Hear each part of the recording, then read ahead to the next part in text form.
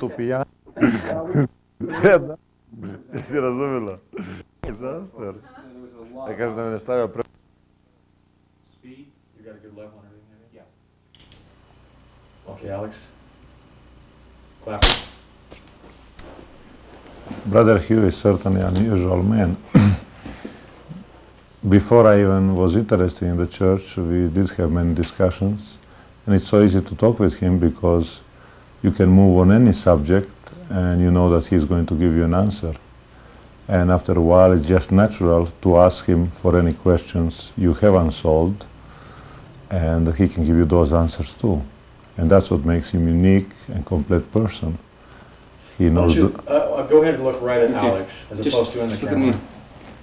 Eye contact with Alex. Tell me, Kresho, tell me about the first day you met my dad. Well, I can't remember exactly the first day, but I do know that I came here many times and with Christina, and most of our talks, which took place in his office, were kind of personal and nice. What kind of things did you talk about? Well, we discussed everything and mostly kept later on religion, on the premortal life, resurrection, all the things the religion should deal with.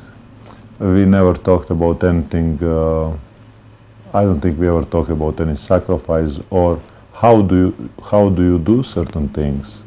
Actually, I was just asking what's right, what's wrong, and once we settle those things, then everyone has his own way in doing it.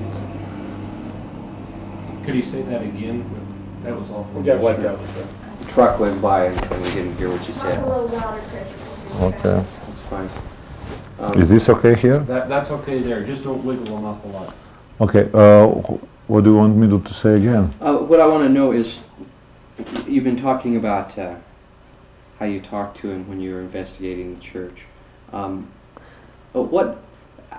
did he act when you'd ask him a question?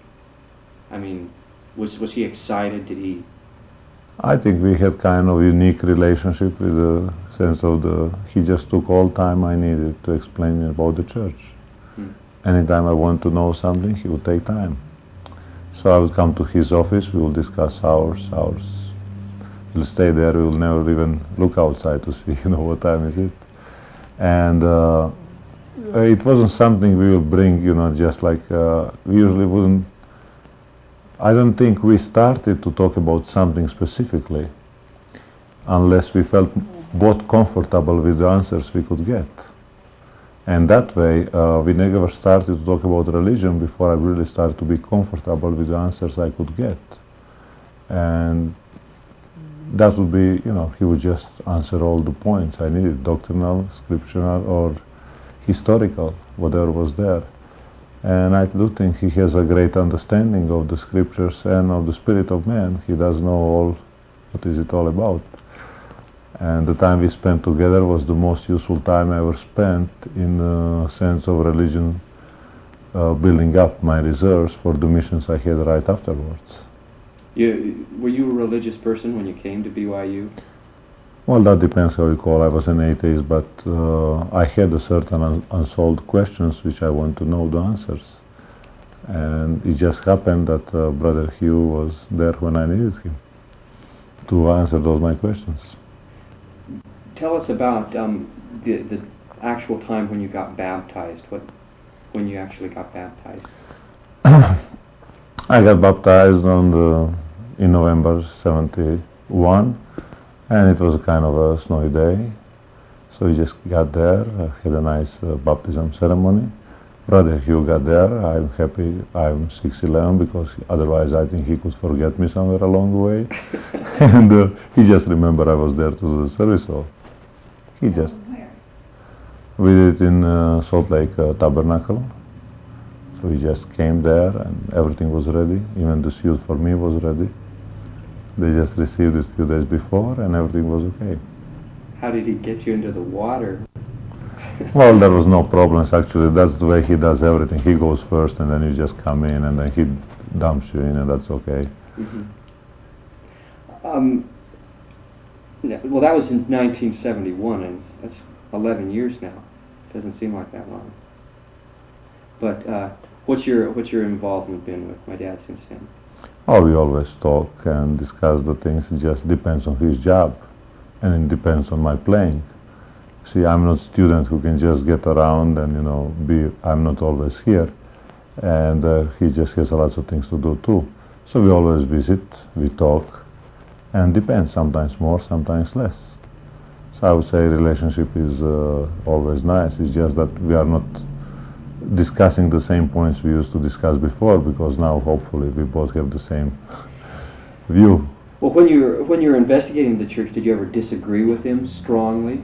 Well, he's not the person with whom you disagree, because if you think differently, he always leaves you that option open. And that's not disagreement. It's just the way you think, that's your business. That's the fact. He just keeps with the facts and gives his view about it. So we never had any problems. I can't remember of any disagreements. Good. Okay, cut.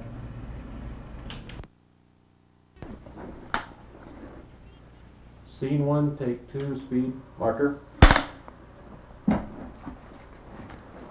Specific time, when we used to meet, that there was no specific time. See, I'm Yugoslavian, so I don't have any time limit. I can come and go anytime. And he likes that way too. So whenever I'll just walk into office, he will keep talking, and he had all those papyrus on the floor and all those old books, so he will probably used to do research on Enoch or something like that. I'll ask the question, he will give an answer, and then put few papers away, type few pages, and then we'll talk again, and that way we could spend all afternoons together. So by the time I could think about a good question, he could do something else. Did you always speak in English? Oh yes, we always spoke English. Well, it depends, if you call my language English, but if that could be called English, but that was it. He had even great understanding from that, you see. He could get me. Yeah. Do you remember, how was it when he visited you in Yugoslavia? Well, you see, he's always restless. He has to be on a move, and I think that's the best thing about him, that he doesn't take time to think about anything bad. He likes to always to move ahead. So he comes there, he goes around, he loves to see places. He has read so many books and done so much research, and that time when he goes away, it's really kind of vacation and learning vacation for him, and he's really happy about that. I think everybody kind of gets a little bit bored if you work, so much as he does. And he was very happy, I would say. That would be the best way to describe his behavior there. What if there were a young student in Yugoslavia who was maybe like yourself, maybe an atheist who had, some unanswered questions, like you said, and he was going to come over to the United States and maybe had a chance to meet Hugh Nibley? What would you tell him? How would you tell him to approach Hugh Nibley? Don't bother him unless he wants to be bothered. If you do anything else, that doesn't work. So there are no rules you can prescribe for Brother Hugh. He makes the rules. Unless you know them, and they are changing, depends on the week or month. Unless you